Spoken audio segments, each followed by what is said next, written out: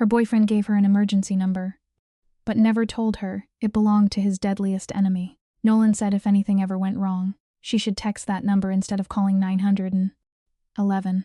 Back then, Evelyn thought secrecy meant protection. Now she knew it was control. With armed men breaking down her motel door, she sent one desperate message: "Help, they re going to kill me." What she did not know was that the number reached Damon Moretti, the one man Nolan had feared for years. By the time the SUVs arrived, Evelyn had not just asked for help. She had accidentally chosen a side in a mafia war she never knew existed. 2% battery, one final chance to stay alive. In her panic, Evelyn types one wrong digit and sends her plea to a man she was never supposed to reach. That mistake should have killed her. Instead, it keeps her breathing. 5 minutes later, black SUVs tear through the rain, gunfire rips through the motel, and a man steps out of the smoke like death itself. This is Evelyn Vale, the woman who survived because her thumb slipped. Understand how one typo changed everything.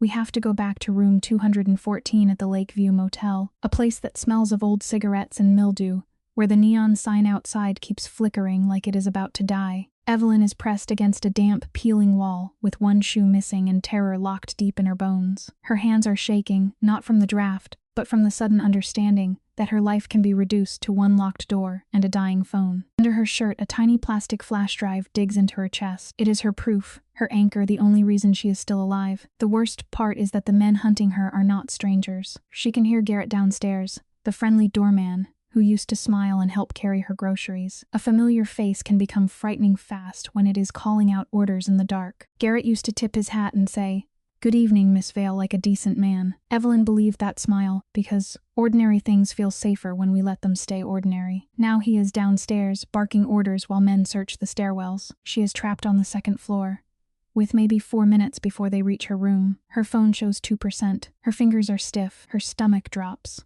Why not call the police? Because Nolan, the man she once loved, once bragged that he owned half the Chicago Police Department. She had treated that as arrogance. She ignored until it cornered her. Her contact list offers no comfort. Her old roommate is states away. Her mother would panic. Dana, the friend she trusted most, had been reporting to Nolan the whole time. The world shrinks fast after a betrayal like that. With footsteps closing in, Evelyn searches for the emergency number Nolan gave her 8 months earlier. He had pressed it into her hand like a secret, telling her to call it instead of 911 if things ever got bad. "They will handle it," he said. She memorized the number because Nolan hated paper trails. She never asked what handle it meant. Now there is no time left to wonder. Her thumbs shake as she types the message, "Help. They are going to kill me." Room 214, Lakeview Motel. The battery icon is almost empty when she hits send, and the room falls into a silence so heavy she can hear her own breath break. Outside, the footsteps stop. The brass doorknob rattles. The cheap deadbolt holds for now, but motel locks were never meant to stop killers. Then her phone buzzes one last time. Stay alive for 5 minutes. No comfort. No explanation, just a command. 5 minutes is impossible, but it is also the only promise she has. The night outside breaks apart. Heavy engines growl through the rain as black SUVs block every exit. These are not cops. Men in dark coats move across the wet pavement with sharp, practiced precision. Before Evelyn can breathe, gunfire erupts downstairs. Nolan's men shout. Bodies hit the stairs. A car alarm screams into the storm. Somewhere far away, police sirens wail, too late to matter. Help has arrived, but not in a blue uniform. It comes out of the rain carrying weapons, and moving like it already knows how the night will end. Evelyn curls on the floor with her hands over her ears, fighting not to break. Outside her door, the footsteps change. Someone is coming up the stairs without hurry. The boots move with a slow, controlled rhythm, like the man wearing them does not believe the building can hurt him. The lock clicks. The door opens without a fight. Freezing rain and the sharp smell of gunpowder rush in. A man stands there with a pistol in his hand, calm enough to make the room feel colder. His eyes scan the space, then settle on Evelyn, shivering in the corner with blood on her hands. His gaze drops to the purple bruises around her wrists. Those bruises tell him enough about Nolan. The stranger looks at them, and something shifts behind his eyes. It is not softness. It is something harder and more dangerous. "Who touched you?" he asks almost too quietly. The quiet is worse than shouting. Loud men show you where the danger is. This man keeps it buried under control. He crouches, rain dripping from his black coat, smelling of wet wool and gunpowder. Then he says her name like he has been expecting her. Evelyn Vale. Nolan Mercer's girlfriend. You took something from him. In that second, She understands she may have escaped one predator only to land in front of another. Damon looks at her, and he knows. He knows she has the little plastic drive, the kind of evidence that can turn a woman into a target. Evelyn clutches her chest as if fear and thin fabric can hide it. Downstairs, the gunfire stops, but the silence afterward is heavier. It is the sound of things being settled by force. She is staring at a killer kneeling in front of her, with a gun in his hand. And the truth lands hard.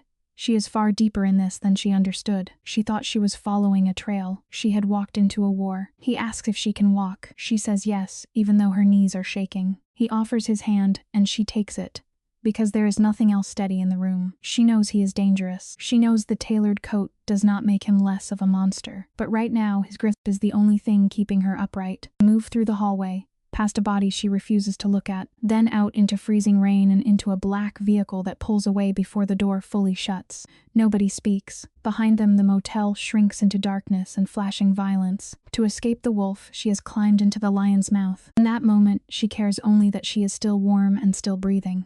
At last, she asks who he is. Damon Moretti. The name feels like cold air slipping under a locked door.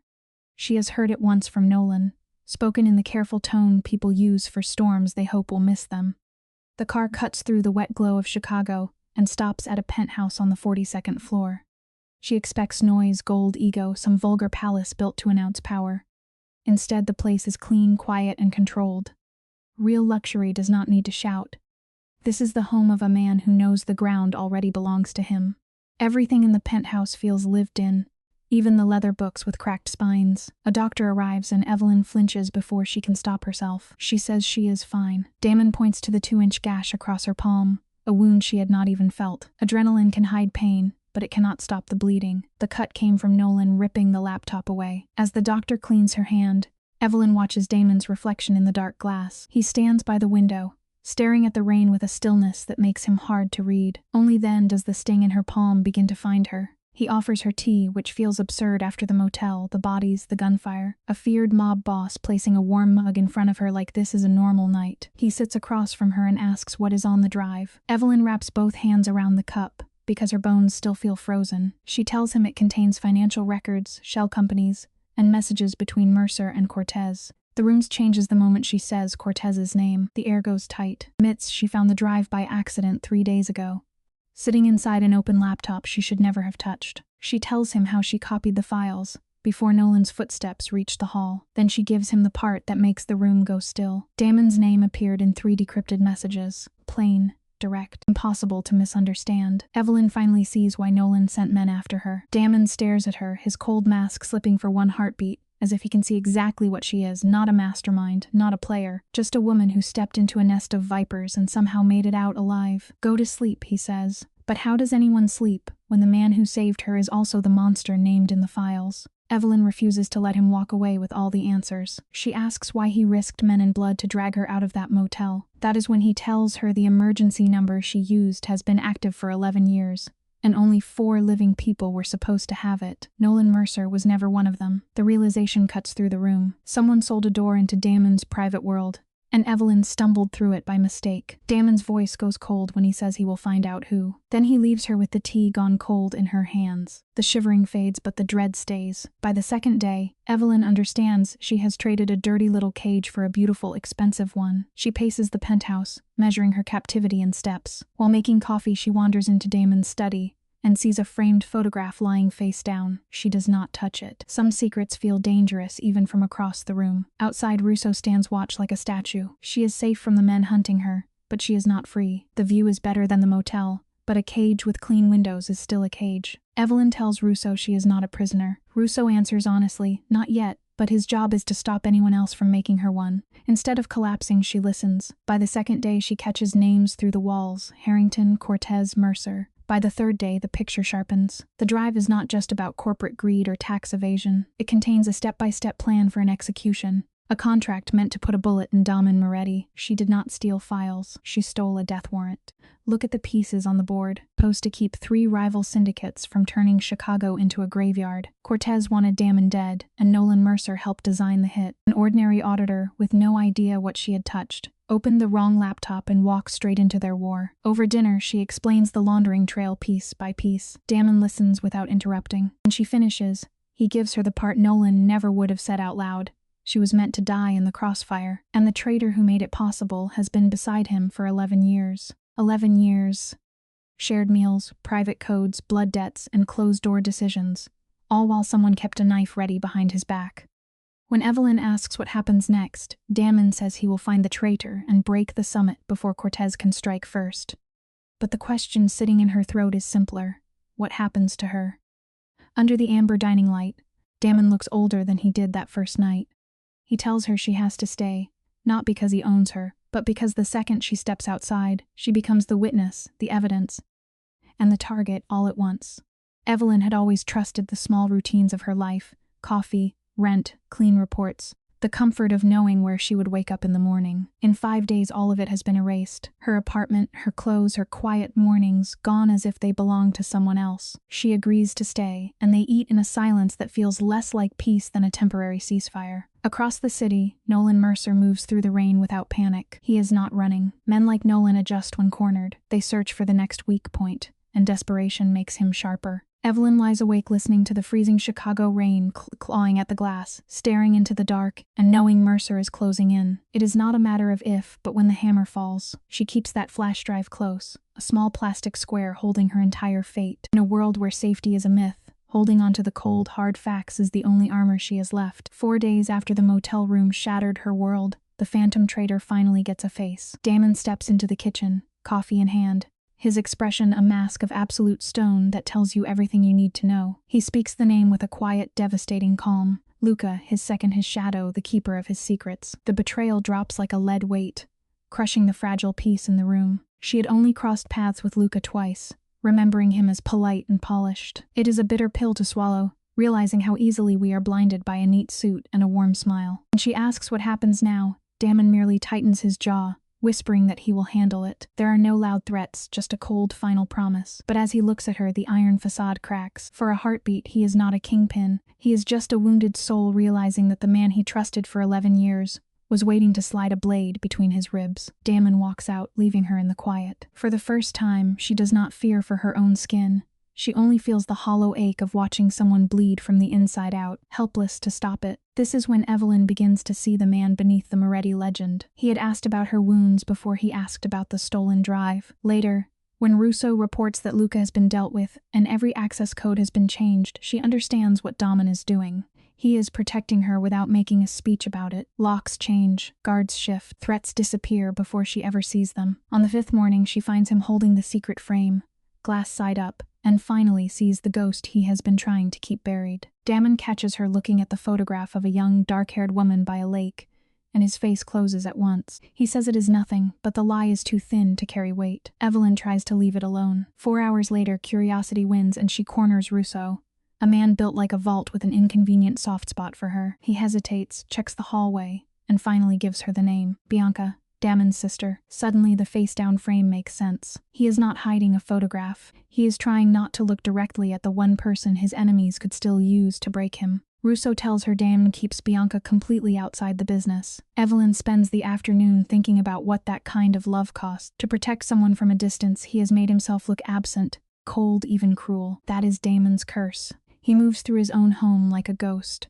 afraid one careless moment of peace could put his sister in a grave. But walls do not stop everything. At 6 that evening, he sits across from Evelyn, lowers his guard, and asks for every detail she remembers about Cortez. Not a clean summary. Every raw, ugly fact. Evelyn does not flinch under his cold stare. She looks him dead in the eyes and asks if they should start now, or if he needs a pen. For a fraction of a second, the faint ghost of a smile brushes past his stoic features. They spend the next 2 hours bent over the kitchen table, and she is brilliant. She offers no theatrical tales, only a meticulous audit. It is a quiet stream of dates, shell accounts, and coded phrases that looked innocent on the surface, but were dripping with venom underneath. Damon writes, his sharp questions proving he knows every dark corner of his world. Some partnerships are built late at night, when 2 lonely people realize they have one shared purpose: survive. Damon sits in the dim kitchen, his pen tapping once twice, then stopping on one phrase: technical access to the east entrance. That corridor is not on any public blueprint. It means another rat is buried inside the Harrington organization. Luca was not the whole infection.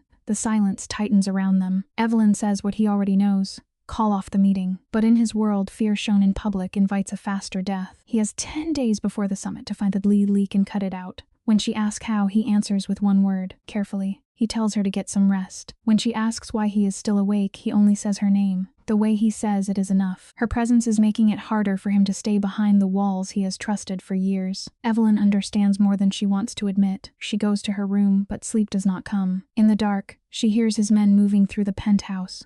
Low voices and restless footsteps working through the night. Her thoughts keep drifting back to his rolled sleeves and that rare half-smile. At 3 a.m, a heavy thud from the next room breaks the silence. She knows it is not an intruder, but the fragile promise of sleep has vanished. Stepping out, she walks down the silent hallway, passing Rousseau. He simply nods with the exhausted gaze of a guard accustomed to late-night ghosts. She heads toward the kitchen and freezes. Damon is there, standing by the counter, blood dripping steadily from a deep cut on his hand. Shards of a broken glass cover the floor. He stares at the blood, looking like a man trying to remember how to feel a small physical pain when his entire life is burning to ash.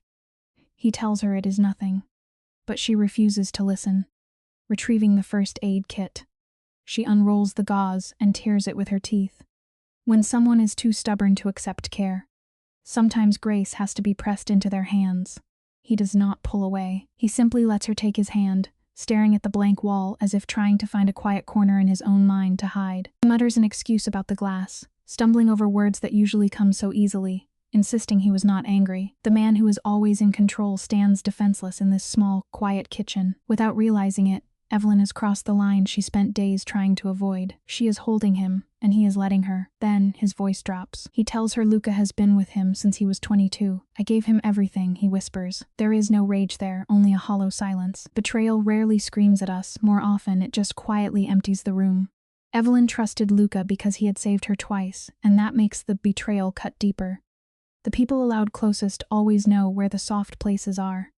Damon stands in the kitchen with his jaw locked, knowing that understanding the betrayal does not make it hurt less. When she asks why he really came for her at the motel, he first says it was because she dialed a protected number. She pushes again. The armor slips. He admits he saw a woman with blood on her hands trying to survive, and he could not watch her drown. For a few seconds, neither of them bothers pretending. Damon tries to recover his composure. He tells Evelyn she is different because her mind stayed sharp when everything went sideways. As she finishes wrapping his hand, the silence between them grows heavier than either of them wants to name. When they finally let go, the kitchen feels colder. She returns to her room and stares at the dark ceiling, telling herself her racing pulse is only adrenaline. Outside the penthouse, the city is already moving again. On day 7, Nolan Mercer makes his next move. No guns, no masks, just pressed suits and federal badges in the lobby. Damon emerges from his study with a calm that feels entirely unnatural, a thin manila folder in his hand. He drops 2 names into the quiet air: Harlan and Briggs, Securities and Exchange Commission investigators. Evelyn immediately recognizes them from Nolan's firm. That is the chilling brilliance of Nolan Mercer. He does not send armed thugs to your door. He sends the federal government. If they take her in, his attorneys will easily track her location, pulling her out of Damon's protection. The most frightening monsters do not always hide in alleys. They wear custom suits and carry badges. Nolan spent 6 months feeding the authorities tailored data to frame her for theft. It is a beautifully constructed trap, and she is right in the center. The authorities believe she tampered with evidence. Evelyn wants to fight back, but she knows Nolan's real talent. He can look wounded while holding the knife. For 8 months, she watched him twist facts until honest people doubted their own eyes. Now she looks at Damon and asks what they do next. He tells her to stay hidden while he handles the agents downstairs. When she asks what happens if it turns violent, he does not answer directly. His silence says enough. She understands the cruel new shape of her life. She is not just in danger, she has become a liability. She spent her whole life trying to never be the woman who needed saving, and yet, here she is. That afternoon, she dials her mother's number from a cheap burner phone. Making that call feels like pulling the pin on a grenade. Her mother answers instantly, catching the tremor in her voice. A mother always knows. Evelyn tries to sound calm, warning her not to speak to any strangers. When her mother asks if she is safe, if there is anyone keeping her company, Evelyn describes Damon as a good, complicated man. The silence on the other end says everything. Independence can become another kind of cage. Letting one person stand beside her may be the only way she makes it through the night. Her mother whispers that good and complicated are almost always the same thing, and Evelyn has no answer for that. She hangs up, sits inside the ringing silence as these days change her faster than she can understand. Midnight on the 8th day, she finds Damon alone in his study. In the dim amber light, his guard drops for a few seconds. He looks tired in a way sleep cannot fix, like a building that has carried too much weight for too long. The burden on him is not just violence. It is every compromise he has made and every piece of himself he left behind to survive. Damon looks up and says he should probably turn on a lamp, but the shadows are easier. Evelyn sits across from him and asks about Bianca. She is 26 now, an art teacher, living something close to normal because Damon gave up his own peace to buy her choices. When Evelyn asks if Bianca knows what he does, he says she is too smart to ask. He calls her good, truly good, not someone pretending. He sees himself as the opposite. Evelyn does not argue,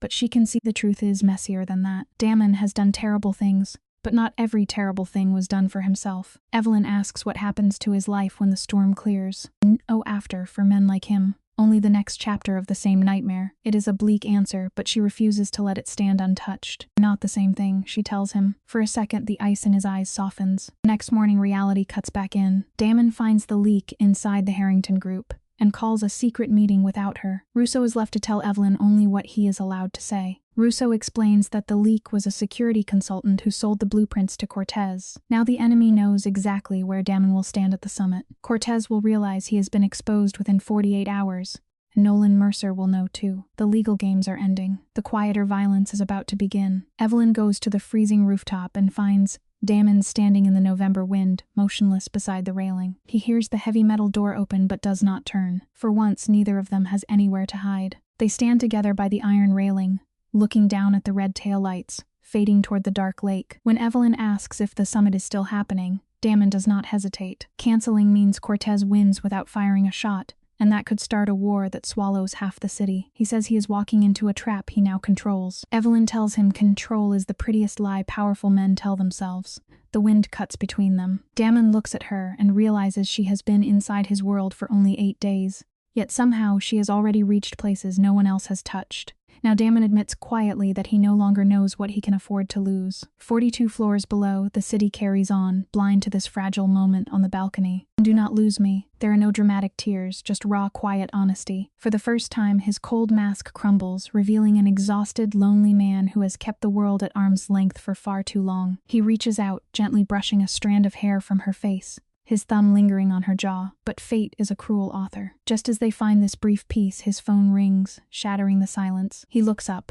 his eyes turning cold and flat, bearing the chilling brightness of a man who just received news that will change everything. He has to attend the Harrington pre-summit gala that night, and he is already moving toward the door. Evelyn refuses to stay behind. When he hesitates, she gives him the argument he cannot dismiss. His second-in-command betrayed him. His Harrington contact betrayed him. Who in that room is actually clean? Damon looks at her, measuring every risk at once, then tells her to get dressed. 8 days ago, she was barefoot in a cheap motel with a dying phone and no hope. Now she is pulling on a black satin dress to walk into the jaws of the city's elite. Standing before the mirror, Evelyn does not recognize the woman in the black dress. The bruises have faded and the cuts have closed, but the inside of her still feels raw. She looks like an elegant guest. She feels like a tightrope walker, staring into a drop with no bottom. When Russo knocks to say the car is ready, she whispers one instruction to herself: stay sharp. Damon waits in the hall in a dark suit, eyes on his phone. They look polished enough for a gala and grim enough for a funeral. In the elevator,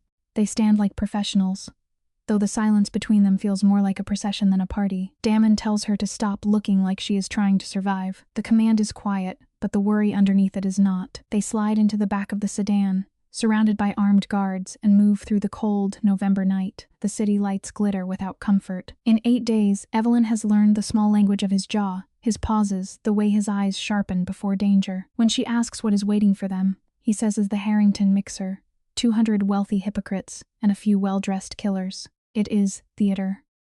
And tonight the actors have loaded weapons behind the velvet curtains. Damon gives her the rules. Stay within 4 feet of him. Never go to the restroom alone. And if everything breaks open, find a concrete wall and stay behind it. His jaw tightens when he says Russo will get her out. He knows he may not be able to do it himself. They step into the Harrington. All cold marble and flattering light, built to make ugly secrets look elegant. A string quartet plays for a room that is not really listening. Damon moves through the crowd with a diplomat's smile, and a killer's attention. He shakes hands, accepts compliments, and never stops measuring angles. Near the east corridor, he spots the compromised security consultant, a gray-haired man sipping water too carefully. Their eyes meet for less than a second. The man knows he has already been marked, but he keeps standing there because running would only prove it. Evelyn is not just decoration at Damon's side. She is counting exits, the grand doors, the service kitchen, the fire escape behind the musicians, and the dark corridor no guest should use. There are 4 exits, 200 unaware guests, and 1 man by the tall windows who cannot stop touching his ear. Evelyn spots his partner on the opposite side of the ballroom.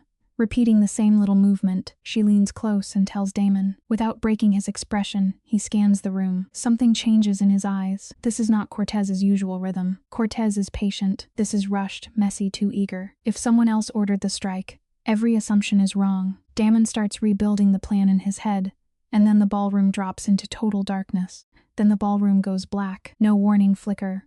No emergency lights. Just a sudden void that swallows the room whole. The string quartet stops mid-note. And for one strange heartbeat, 200 wealthy guests seem to wonder if this is part of the performance. Then the screaming starts. Damon does not hesitate. He grabs Evelyn's wrist and pulls her toward the thick back wall, knowing the windows are now targets. He throws his body over hers as the glass explodes. A high-caliber round tears through the window, scattering moonlit shards across the marble. The beauty of it lasts less than a second before panic takes over. In the chaos, Damon's security team moves with sharp precision, while the civilians stumble blind in the dark. Evelyn is pressed flat against the stone wall, fighting for breath when a shard of glass slices her shoulder. She does not look down. Seconds matter now. Then she sees a tiny red laser dot climbing the wall toward Damon's chest. She moves before thought can stop her. She lunges and shoves him aside. The shot fires, blowing plaster apart where he stood, but the bullet catches her instead. It punches through near her collarbone, and white-hot pain wipes the room away. The bullet passes clean through. In the middle of the nightmare, Evelyn's mind becomes strangely calm, calculating how much time she might have before blood loss turns fatal. Her knees buckle, and Damon catches her with the practiced steadiness of a man who has seen too many bodies fall. He cradles her head as they hit the cold floor, his voice cracking around her name. Evelyn tries to say she is fine, but the words barely form. When he presses his hand hard against her collarbone, pain slams through her. She grips his wrist, not to stop him, but to keep herself anchored to the room. The room shifts around them. Sirens begin to wail in the distance, and Damon's men push back the remaining attackers. But none of that reaches the 2 people on the floor. Moonlight filters through the shattered windows and catches Damon's face. For 8 days, he has been the unshakable leader. Now his eyes are full of raw fear. He begs her to keep looking at him, and promises she will survive. When she whispers, "I know," he snaps at her not to say that. The fear in his voice tells her more than any confession could. 11 minutes after the madness, the distant sirens fade into the damp night air. Evelyn tries to piece together what happened. Cold marble, hospital lights. Damon's hand locked around hers, while his shirt was stained with someone else's blood. She wakes in a silent room that smells of bleach and fear, her shoulder throbbing under a heavy layer of medication. Damon is there, the feared underworld kingpin sitting in a cheap plastic chair with his sleeves rolled up, staring at the floor like a man carved from regret. When she asks how long she has been out, his answer is quiet. 4 hours. That is how long he has kept watch in the dark corner, waiting for her eyes to open. The moment she stirs, Damon looks up, and before she can ask for water, he presses a paper cup to her dry lips. His face says enough. This is a man who can order death without blinking. Yet now his guard is stripped bare. The warmth lasts only a breath before reality returns. The gala ended in blood, 3 hitmen dead, 2 captured. Damon knows Cortez did not order the strike. Cortez is too patient for something that rushed. Someone else accelerated the nightmare, and Evelyn knows the name before Damon says it. Nolan. Nolan had been building his own fragile empire in the shadows, trading secrets to buy himself one more day. He gave their enemies a map, a timetable, and a room where Damon and Evelyn would be trapped together. It was meant to be a double funeral. As the hospital monitor counts the seconds, Damon lets his shield fall. His voice is hollow when he says she took a bullet for him. Evelyn refuses to let him turn that into another debt. She reminds him of the motel room, of the night he saved her first. Survival is not accounting, she tells him. You do not balance it line by line. For 8 days, Damon fought what he felt because in his world, attachment is a weakness enemies can aim at. He tells her he should let her go, give her a clean name and enough money to disappear. Evelyn is tired of powerful men deciding what safety should look like for her. When he finally admits that a future without her feels like watching his whole world collapse, the confession hangs in the hospital room, raw and unguarded. He has spent 11 years treating affection as a liability. Now for the first time, he stops pretending it is not there. He crosses the short distance between them and takes her hand as if it might break. Quiet only lasts a moment in lives like theirs. Dawn arrives with Russo, who steps into the room carrying 2 buzzing phones and a grim expression. Evelyn has been awake since 6, her shoulder throbbing, while her thoughts circle everything she cannot control. Damon wakes instantly, alert before Russo speaks. News is bad enough that Russo does not dress it up. While everyone was distracted by the bloodbath at the gala, Mercer made his move. The trap has closed around them. Bianca's security convoy was ambushed on the Interstate 90 connector. 3 of their men are dead, and her car is gone. The hospital room falls silent. Damon's face tells Evelyn that something worse than anger has arrived. She has seen him furious, exhausted, even gentle, but never this still. He looks like a man who has stopped feeling pain and turned himself into a weapon. He asks where they are, his voice low enough to make the air feel thin. The tracking signal died near the Calumet interchange. Damon orders his men to burn down every hideout Mercer owns. The monster is awake. Guilt starts eating through both of them. Damon is already on his feet, reaching for his jacket without looking. And the life he built to protect her has failed. Evelyn tries to stand, blood soaking through her fresh bandages as she says this is her fault, that she should never have stolen the drive. Damon does not slow down. He pulls on his jacket with the stiff, deliberate motions of a man trying to move faster than pain. The worst part is not that Bianca is in danger. It is that every choice they made has led here. Damon looks straight into Evelyn's eyes and cuts through her self-blame. Months ago, when he buried the truth and thought silence could protect the people he loved. But then he gives her the harder part. It may not be her fault, but it is her problem now. Evelyn is not built to play the delicate victim. She knows how dangerous the road is, and she refuses to hide in a hospital bed while he walks into hell for his sister. So he relents. He tells her to contact Russo the second her blood pressure stabilizes and she can stand. Evelyn sits alone in the sterile white room, listening as Damon's footsteps fade down the corridor. Something inside her has shifted for good. Maybe it is adrenaline. Maybe it is the blunt instinct to survive. Either way, she knows she would walk into fire for him, and that frightens her. She has loved dangerous men before and lied to herself about the heat. But 9 days in this underworld have changed her. She hits the call button and demands her discharge papers. When the nurse tries to hide behind doctor's orders, Evelyn snaps. She is not asking permission anymore. The nurse warns her that leaving now is against medical advice. But Evelyn is done choosing the safer-looking cage. She struggles into her clothes. And 40 minutes later, Russo's driver is waiting at the exit. He says Damon only agreed to let her come if she could stand on her own 2 feet. Well, she is standing. They drive south, leaving the glittering towers of the Gold Coast behind for the rusted industrial heart of Chicago. Russo sits beside her in silence, staring at her bloodied shoulder with his mouth pressed into a thin line. The city outside looks polished from far away, but up close, every scar shows. When she asks where they are headed, Russo says Damon is tracking a signal and ordered them to bring her the moment she could walk straight. Evelyn looks into the gray afternoon and thinks of Bianca's photograph, 26, an art teacher, innocent enough to have no place in this war, and now trapped in some warehouse because Evelyn copied a drive 3 weeks ago. The guilt is no longer an idea. It presses against her chest beside the burn of her bullet wound, forcing her to breathe shallowly around it. Every choice has a radius, and Bianca is standing inside hers. They climb the cold concrete stairs of a hollowed-out warehouse where Damon is bent over a table with his men, studying maps. When he sees Evelyn, relief flashes through his tired eyes before resignation replaces it. He knows he cannot keep her safe by locking her away. Without a word, he slides a burner phone across the worn wood. Nolan Mercer sent a message 20 minutes ago, Evelyn's life for Bianca's. Midnight at Calumet Yard. Try anything, Bianca dies. They have until 10 p.m. to answer. The trap is simple because Nolan knows exactly which wound to press. Evelyn reads the message twice. Damon shakes his head at once,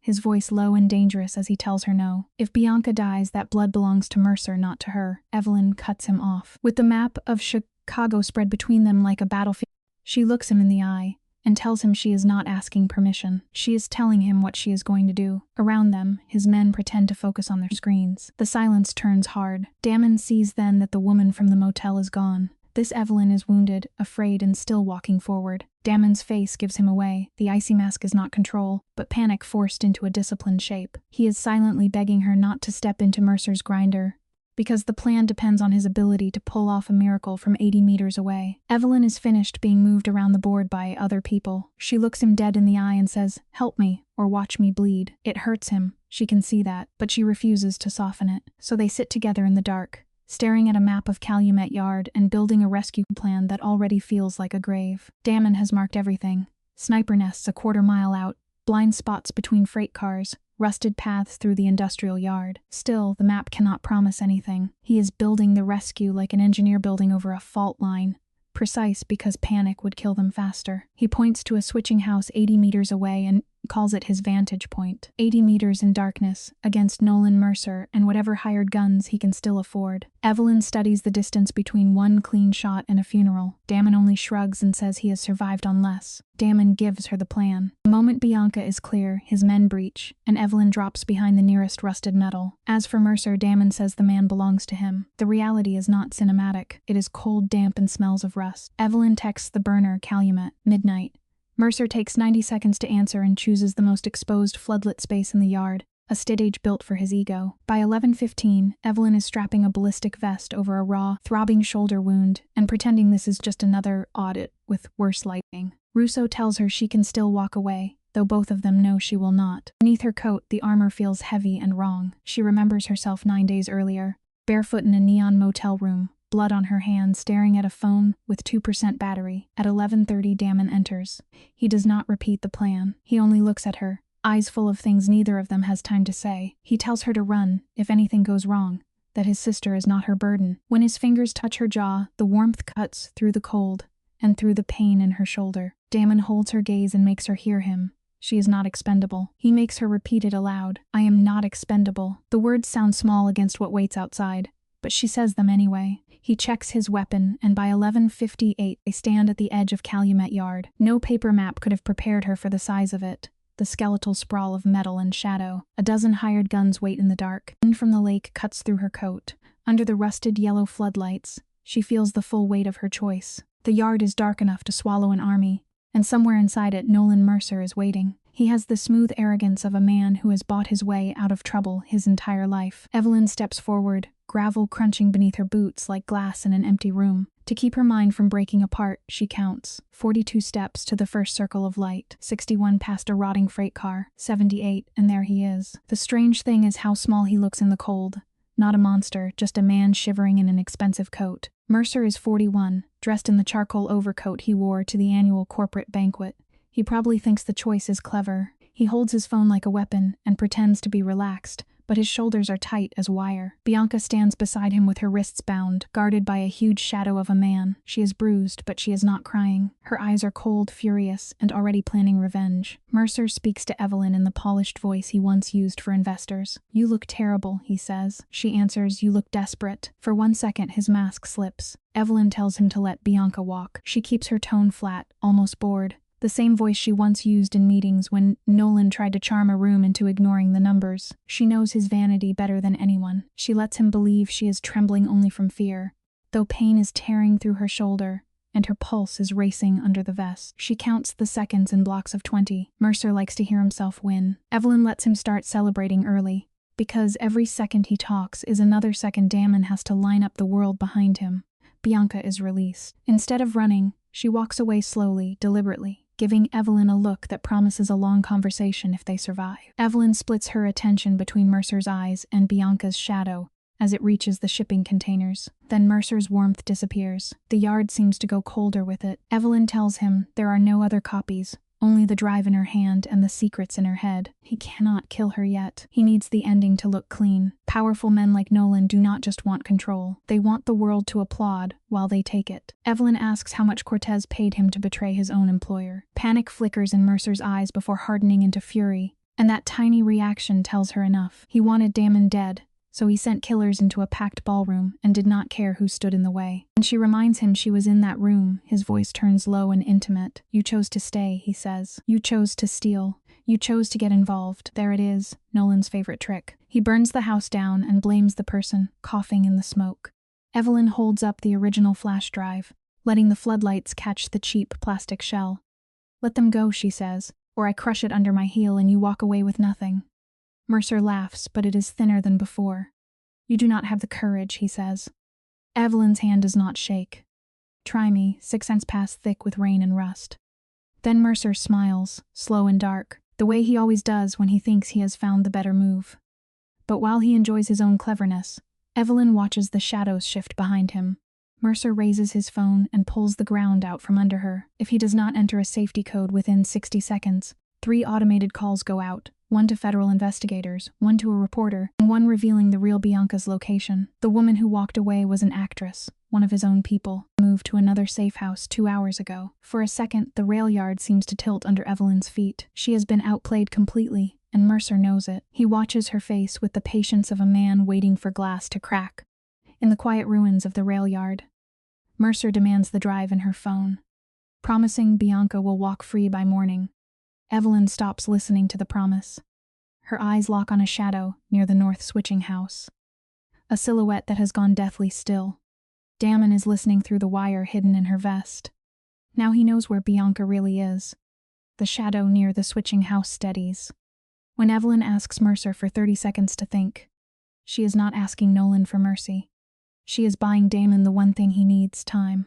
At 27 seconds, Mercer's phone buzzes. His face collapses. The polished professional disappears, replaced by raw panic. He lunges for Evelyn, but before his fingers touch her, a bullet from the switching house blows the phone clean out of his hand. Mercer screams, not from pain, but from watching control leave him. Evelyn drops to the freezing gravel, ignoring the fire in her shoulder, exactly as Russo told her. Then the yard erupts. 12 armed men breach from 6 directions in a wave of noise, light, and gunfire. She stays low, because standing now would get her killed. Evelyn presses herself flat against the gravel and counts to keep from unraveling. Mercer's first guard drops in 8 seconds. The second lasts 3 more. Then Mercer runs for a hidden south exit, moving faster than a man in an expensive overcoat should. Evelyn sees the angle. She cannot beat him in a straight line, so she forces her wounded body up and cuts diagonally across the yard toward a rusted train car. Every step tears at her shoulder. Mercer is 20 feet from freedom when she reaches the path ahead of him. She cannot outrun him, so she outthinks him. On the ground, Evelyn spots a heavy steel rail plate. She lifts it with both hands, her injured shoulder screaming, and throws it with everything left in her body. It catches Mercer behind the knees and sends him crashing into the dirt. Before he can process what happened, she is on him, pinning his wrist and driving her knee into his back. She holds him there for 30 seconds until Russo and his men take over. When she finally stands, the adrenaline drains out, leaving only cold air and pain. She is terrified, wounded, and barely standing.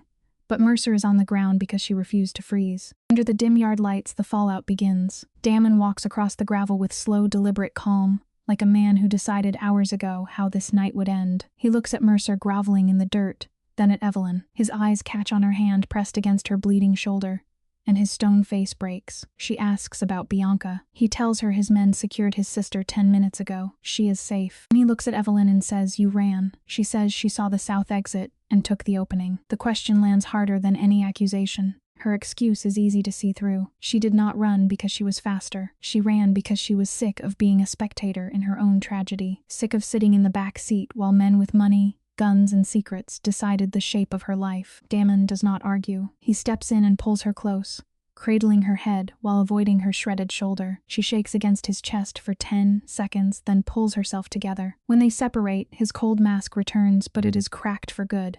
Neither of them is leaving this yard as the person who entered it. Mercer lies face down in the gravel, his plans shattered. Damon looks at Evelyn, asking without words what happens now. She explains the trap Mercer set. If he fails to send a security code, 3 automated calls go out to federal investigators, a journalist, and Bianca's location. But his phone is in pieces on the ground, destroyed by Damon's shot. No signal has been sent for 40 minutes. Mercer breathes hard in the dirt, eyes darting for a way out. For the first time, he looks like a man who can feel the walls closing in. Damon crouches, his voice dropping into the same quiet tone he used back in room 214. He tells Mercer to talk or things get messy. Mercer keeps his mouth shut until Evelyn steps in. Harlan is the federal contact, she says. The investigator Nolan has been feeding for 6 months. The journalist is at the Tribune, the only paper Mercer actually respects. She crouches to his level and whispers, "I learned from the best." Her shoulder is screaming, but she keeps her smile calm. Nolan taught her how to read leverage. Now she is using it against him. For a moment, the yard goes quiet. Everyone thinks the fight is over. Then Mercer's eyes move over Evelyn's shoulder, just slightly, and her body understands before her mind does. She turns. A figure steps out from behind the shipping containers, moving with the sluggish rhythm of a hired gun who missed the order to stand down. He is 20 meters away, weapon raised, aiming straight at her. Mercer still had one more piece hidden in the dark. The second everyone relaxes, his real backup steps out.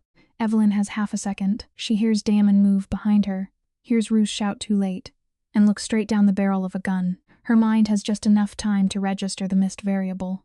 Damon does not throw himself in front of her. He calculates. He shifts laterally, clears her line of sight, and fires one precise shot that knocks the shooter's shoulder back before he can pull the trigger. The stray round bites into the gravel 3 feet from her boot. It is over in 4 seconds. Evelyn looks at Damon, heart hammering, and he does not waste a word. Damon walks up and says, "I had him." Evelyn answers, "I know," keeping her voice steady even though the rest of her is shaking apart. Russo zip-ties the shooter while staring at the wreckage around them. He says he is 92% sure that is all of them. Damon snaps, "Find the other 8%. Then he sees Evelyn's shoulder and orders her to the hospital. She refuses. Mercer first. She is bleeding, exhausted, and pale, but she will not give Nolan the satisfaction of watching her step back. Mercer's mind is still racing, but the math no longer works. Damon crouches in front of him and lets the silence stretch. He asks about the contingencies, the federal contact, the journalist. Mercer's jaw moves as he searches for one last angle, one last room to escape through. Evelyn watches his face and knows the game is over. When you build your whole life on outsmarting people,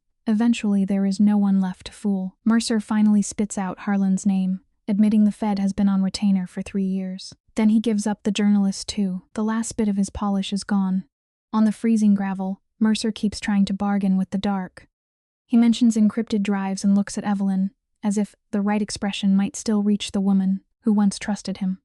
Nobody moves. Damon demands the truth about Harlan until Mercer admits the safety deposit key is in his coat pocket. Russo reaches in and pulls it out like loose change. Damon tells Mercer he is going into federal custody.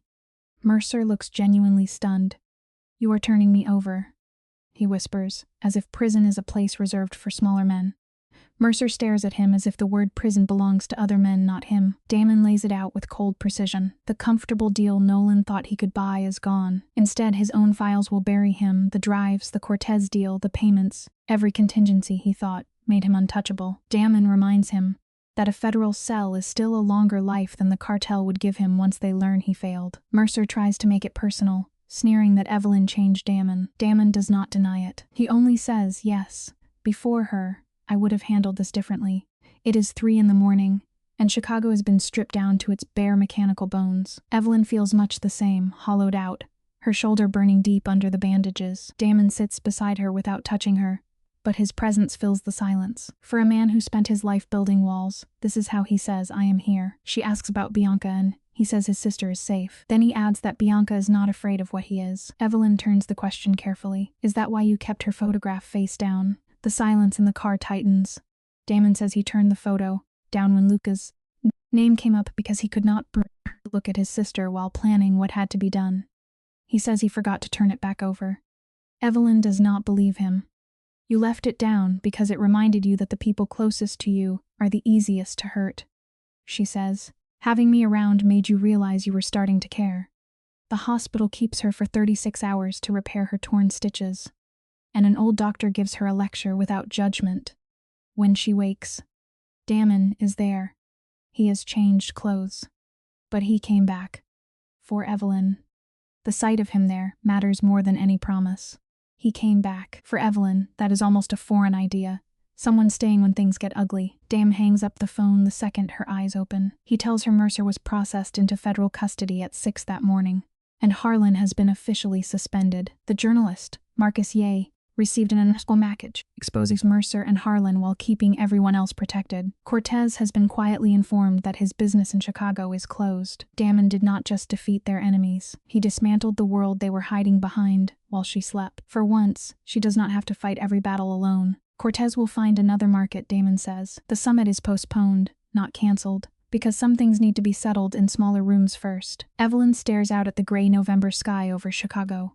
Realizing the city has no idea what almost happened inside it, she asks the only question left: what happens now? Damon looks at her, his cold mask cracked open by everything they survived. He tells her she has options. He can give her a clean slate, a new identity, and enough resources to vanish forever. He is offering her the door, even though every part of him wants her to choose the room. He tells her she can disappear, and Mercer will never touch her again. That is option 1. When she asks for the second, Damon hesitates, holding back the words he has kept at a distance for 9 days. Finally, he says it. You stay, not out of fear, not out of obligation, only because she wants to. Evelyn asks what staying would look like, and he is honest, complicated, difficult. He will not pretend his life is clean. He promises safety, but not the fake kind built from locked doors and pretty lies. It is not easy romance. It is honesty, and that matters more. There is a world of difference between running and choosing to stay, and they both know it. Evelyn sets her condition. She wants to open an art space for women who need somewhere safe, funded cleanly, not with blood money. For 2 years, Nolan called the idea impractical so often that she almost believed him. Damon agrees at once, promising to fund it through a legitimate nonprofit. Evelyn looks at her bruised hands and remembers the motel room, the dying phone, the 2% battery. Sometimes one terrifying choice to reach out is enough to begin again. She asks if the money will be clean. Damon gives his word. Damon nods, and the quiet agreement carries weight. It is not a grand gesture, just trust spoken in the only language he has. After she is discharged, Evelyn steps into the cold November air, breathing exhaust and the sharp edge of a Great Lakes winter. For the first time, she feels as if she exists in the present tense again. No more looking over her shoulder. 6 months pass and life begins rebuilding itself piece by piece. As for Mercer, the government destroys him with 47 federal counts built from the data Evelyn nearly died to steal. The files did what she hoped they would do. They dragged the truth into daylight. The other players fall into place. Harlan is dragged into court and becomes a warning to every corrupt agent who thought paperwork could hide blood. Marcus Ye wins a major journalism award for his front-page expose, leaving Damon's name out because some truths are safer untold. Cortez moves his operations elsewhere, while his more dangerous lieutenants are handled quietly and off the record. In February, the summit takes place in smaller rooms, just as Damon predicted. The peace is fragile, practical, and expensive enough that no one wants to break it yet. By March, Evelyn opens her art center on the west side. Evelyn spends 3 months planning and 6 weeks hammering nails, ignoring every warning from her doctors. She calls it Halstead House, after the street where that awful motel stood. She is not trying to erase what happened. She is giving it somewhere useful to go. The center becomes a sanctuary for women fleeing toxic lives, offering studio space and legal help. On opening day, she finally feels something close to peace settle inside her. Damon is not there. He offered, but she told him no. This room has to belong to her, not to the man who saved her. She needs to be herself there, not the woman from the ballroom, and not the fragile thing. Damon watches too closely when he is afraid. To his credit, he understands. No argument, no wounded ego. He sends flowers without a card, because he does not need to sign his name. They are the exact flowers she once mentioned in passing. He had listened. He always listens even when he says nothing. Together, they are carving a life out of wreckage. It is not pretty and not easy, but it is real. On the nights she wakes from the motel dream, Damon is there before she has to call for him. Every night he waits in the quiet. Whenever she stirs, his eyes are already on her, steady and silent, never demanding answers she cannot give. He only whispers, "You are safe now," and some nights that is enough to hold the ghosts back. By late April, fragile warmth returns to the city. Damon drives her to the south side, and before the car slows, she knows where they are going. The Lakeview Motor Inn. It is an empty shell now, the vacancy sign dark since November, the upper windows boarded like casket lids. Looking at the ruins, Evelyn feels the ache of survival, but the motel no longer owns the ending of her story. Inside the quiet car, the dashboard glow paints their faces in soft amber. Evelyn breaks the silence and admits she almost did not send that text. Damon turns his head, streetlights catching the lines cut deep into his face. He looks older than he did that night, but the armor is gone. "If you had not sent it," he says, "I would not be breathing right now." She tries to laugh and calls him dramatic, but his eyes do not move. When his fingers brush her jaw, memory rushes back. Smoke in the hallway, hospital bleach, his arms holding her when she was slipping away. Letting him matter this much still scares her. The alternative was isolation, that slow numbness of keeping the whole world at a distance. Evelyn looks at him and tells the truth. She was not looking for a savior. When she dragged herself into that motel room, she had simply run out of places to go. But she stayed because she saw the wounded man beneath the cold exterior, and refused to look away. Damon warns her that loving him is dangerous and exhausting. She knows. She has lived beside his darkness for half a year, and her eyes are open. For the first time, being seen does not feel like being exposed. His voice drops to a whisper, carrying an emotion he can barely hide. The decaying motel sits in front of them, like a witness that never speaks. Mortar do not remember pain. They only stand there, cold and silent. 6 months ago, Evelyn was slumped against those damp walls, bleeding with a dying phone in her hand. If someone had told her she would survive, heal, reopen her dreams, and sit beside this broken man, she would have called it cruel. But she fought. She decided her life was worth saving. She did not choose the ruins. She chooses what comes next. They stand together in the cool spring air, while the city hums around them. The lake is hidden, but its icy breath still cuts through the concrete. When Evelyn finally turns back toward the car, Damon falls into step beside her. Gravel crunches beneath their boots, soft and steady after so much noise. It sounds like a storm moving away. There is no perfect silence, no untouched ending. Only two people walking away from the place that almost ended them, choosing each other with open eyes. Every mafia boss story is not only about power, money, revenge, or fear. Beneath the violence and darkness, there is often a painful human lesson about choices, consequences, loyalty, family, and the price of ambition. This story reminds us that no matter how powerful a person becomes, no one can escape the truth forever. Hundreds of people, and make others tremble at the sound of his name. But if his heart is empty, his victory is never complete. The mafia boss in this story represents a man who built his life on control. He believed that fear was stronger than love, that silence was safer than honesty, and that power could protect him from pain. For years, he may have won every battle in the streets, in business, and among his enemies. But the most important battle was never outside him. It was inside his own heart. That is where he truly lost himself.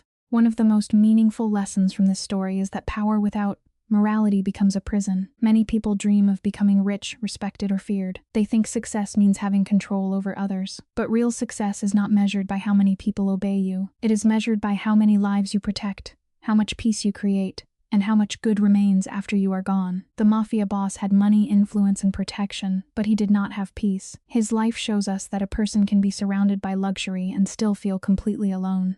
Another important lesson is that loyalty is valuable, but blind loyalty can destroy lives. In the world of crime, loyalty is often treated like the highest law. People are expected to follow orders without question. Never mean giving up your conscience. A loyal person does not simply protect someone's secrets.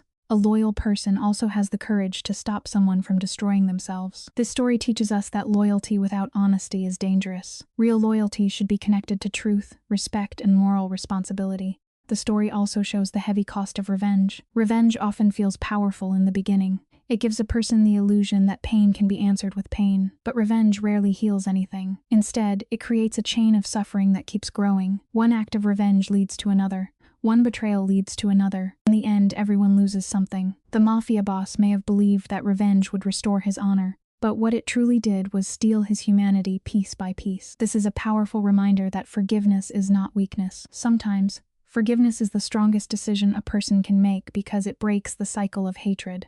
Family is another central lesson in this kind of story. Many mafia bosses claim they do everything for family. They say they commit crimes to protect the people they love. But protection without honesty can become another form of harm. A family does not only need money or security. A family needs trust, emotional safety, and love that is not poisoned by fear. If a father, husband, brother, or son becomes powerful but loses the ability to show tenderness, then his family may live in a beautiful house, but still feel trapped inside it.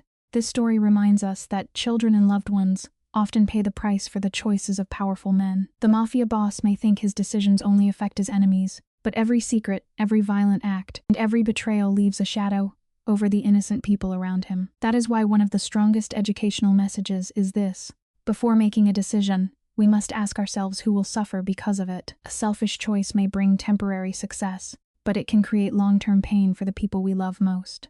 Another meaningful point is the danger of pride. Pride can make a person refuse to apologize, refuse to change, and refuse to admit they are wrong. The mafia boss may have spent years believing that saying sorry would make him look weak, but in reality, the ability to apologize is a sign of strength. It takes courage to face the damage we have caused. It takes maturity to admit that we hurt someone, and it takes true character to change before it is too late. The story also teaches that redemption is possible, but it always requires sacrifice. A person cannot simply say they have changed. They must prove it through action. Redemption means accepting responsibility, protecting the innocent, telling the truth, and sometimes losing everything that was built on lies. For a mafia boss, redemption may mean walking away from power, exposing corruption, saving someone he once endangered, or choosing love over control. The path to redemption is painful because it forces a person to confront the worst parts of themselves, but it is also the only path that can lead to peace. From a human perspective, this story is powerful because it shows that even the hardest heart can still feel pain. Behind the cold eyes of a mafia boss, there may be regret, loneliness, childhood wounds, or a deep fear of being betrayed. This does not excuse his actions, but it helps us understand that broken people often break others when they never learn how to heal. The educational value here is important. Pain should not become an excuse to hurt people. Instead, pain should become a reason to grow, to seek wisdom, and to choose a better path. For viewers, the lesson is not to admire the criminal lifestyle, but to understand its emptiness. The suits, cars, mansions, and power may look attractive from the outside, but behind them there is often fear, guilt, and loss. A life built on violence can never bring true happiness. A life built on lies can never bring true freedom. And a life built on fear can never create real love. In the end, the story of a mafia boss is really a warning. It warns us that every choice has a consequence. It warns us that money cannot buy peace. It warns us that fear cannot replace respect. It warns us that revenge cannot heal a wounded heart. Most importantly, it reminds us that the greatest power a person can have is not the power to control others, but the power to control themselves.